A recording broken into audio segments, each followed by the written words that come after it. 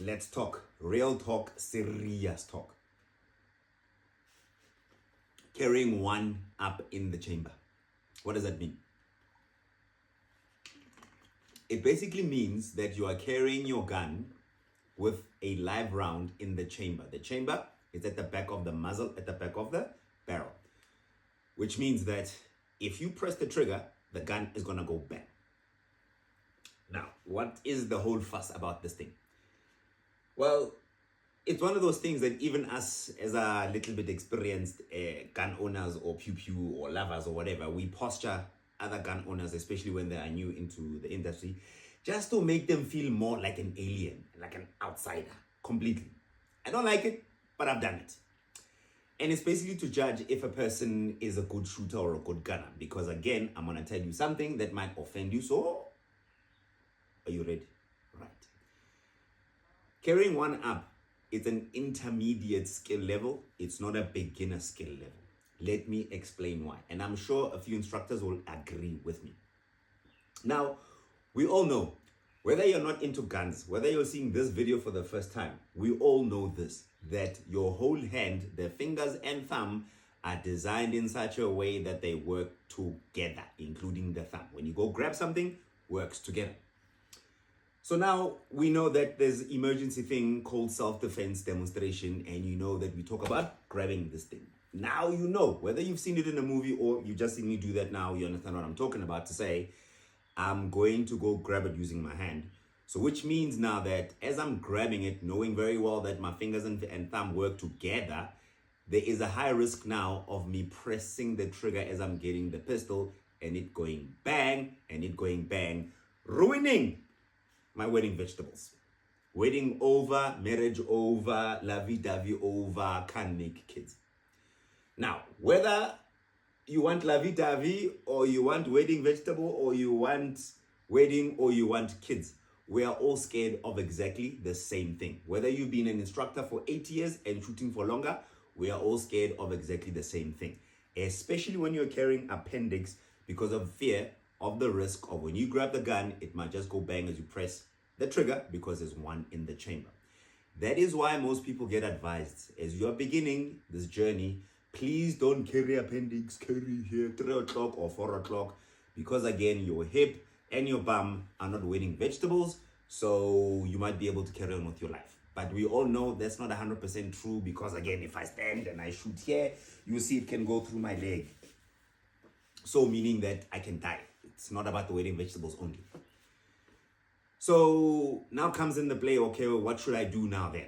Then I will suggest this. When you get your pistol, please find somebody, an instructor, to teach you this, exactly this, because there's a lot about isolating this finger that needs to happen, positioning of this finger that needs to happen. Remember, after you've just finished proficiency of this, and after you've just done your competency or even maybe just got your pistol, I know not all of you are going to read this book again, but I urge you, please go through it again, because after you go through this, you will know there's something called carry conditions. And in the carry conditions, it's about what I'm talking, OneUp, or how do you carry your gun.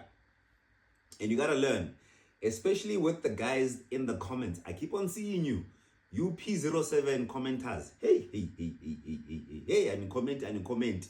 I don't want to offend you, so I decided, let me do a video. Maybe we'll relate to each other better this way. There's a lot of dangers about carrying hammerback safety off, one in the chamber. There's things like drop safety and blah, blah, blah. Please go research. I'm not saying your gun has got a drop safety issue. All I am saying is certain guns with the hammer back might not be drop safe at the time, especially with safety off. And I keep on seeing a lot of people also don't understand how the decocker works. I'm not trying to offend you. I'm trying to explain. So please, go do a little bit more research. Go back to the shop. Ask them, the guys at the shop, hey, tell me, how does the decocker work? What's the danger? Is my gun drop safe when it's in this carry condition? Because that's very important. It's going to be very important because, again, as you get in your gun, even before you do drawing or anything, everybody wants to do the draw immediately, the whole thing. And I keep on saying, hey, hold on. Actually, come back. Drawing also is not an intermediate skill. I would say it's an advanced level skill. There's a lot going on. And yes, I know it makes sense to you right now, even when I'm speaking to you. You've seen it happen. You think you are able to do it. Yes, you will be. It's just that it needs a little bit of training. So now you are new. What should you do? You've just got your pistol. What kind of training should you look at? There's something called the Israeli carry or the Israeli rack and shoot thing. It basically means that you're carrying an empty chamber, and as you draw your gun out, you're gonna rack, and then the gun will be ready. Then you can go to work. That's what that means. There are instructors that teach this only. So if you want to know where you can learn this, please DM me or comment. I will give you the people's details. And then there's like us that are going, hey man, when you're ready, you are ready. Let me teach you this thing, but you need to go home and practice. Then the other one I can give you as an advice is this. Remember, you can buy your pistol. You don't have to wait to apply for your competency. You don't have to wait to apply for your license. So let's say you can afford to buy your gun before all of these things, and you're waiting for competency to arrive and obviously the license to arrive after that.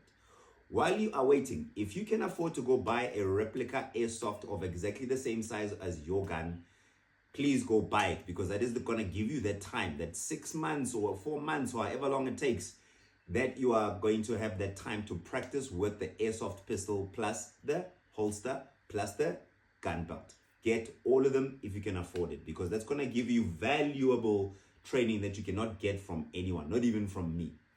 That dry fire at home that you're going to be practicing to draw, you can come to me, I can show you the draw, blah, blah, blah, work on this, work on this, work on this, work on this, work on this.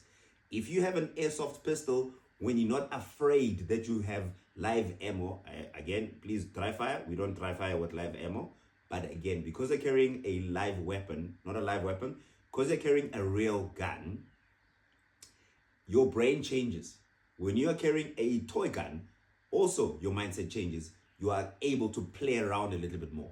When you're carrying the real one, you're going to even be scared just to drop it, even if it doesn't have any bullets. You see what I mean? The mindset is different.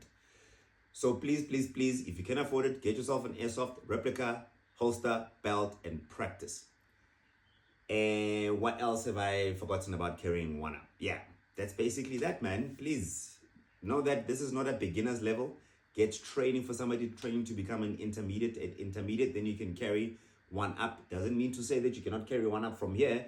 It's just that, as I've explained, how the hand works. If you are able to do that, rock your life, chief. Not my wedding vegetables, your wedding vegetables. And if you want to get to learn the draw, I'm going to do a video on the draw. Again, I say the draw is an advanced level skill level. So that is also up to you. Yeah. I think I'm done my job here. What have I forgotten? Oh yeah, stay strapped.